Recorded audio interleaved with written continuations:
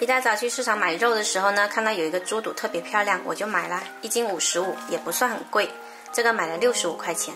我们来把它清洗干净，煎2勺淀粉，1大勺盐，一点点白醋，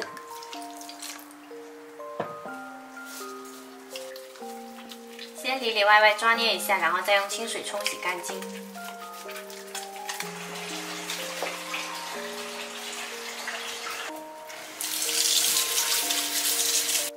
猪肚洗干净后，冷水下锅焯一下水，加入葱段跟姜片，还有少许料酒。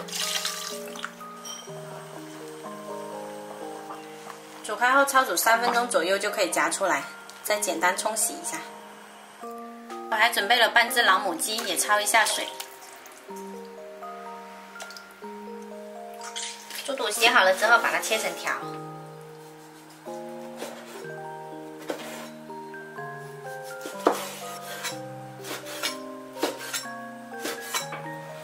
切好了放到砂锅里，鸡肉焯好后清洗干净，也放到砂锅里，再加入少许胡椒粒。喜欢吃辣一点的朋友呢，可以把胡椒粒敲碎，我今天就不敲碎了。加入适量清水，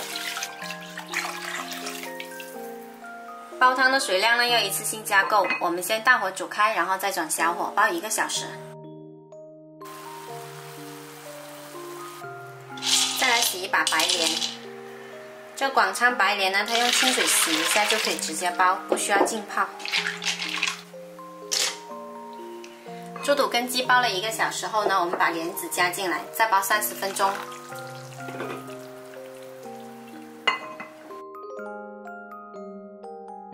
好了，我们的汤煲好了，再来一把枸杞，还有适量盐调一下味。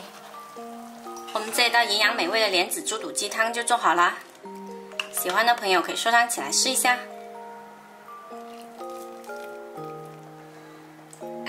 我是小坏，喜欢我的视频记得关注我哦。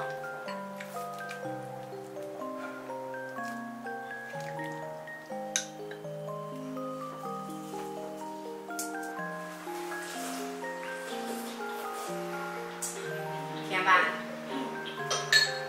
猪肚半只鸡，要连着，炸一炸，弄断了就重新买1根嘛。不好跳，扎了又短啊。书店有的买吧？有，那你记得去买，别忘了，下午要用。你上学的时候去买1根嘛。那会买好久啊，1年级人都买的。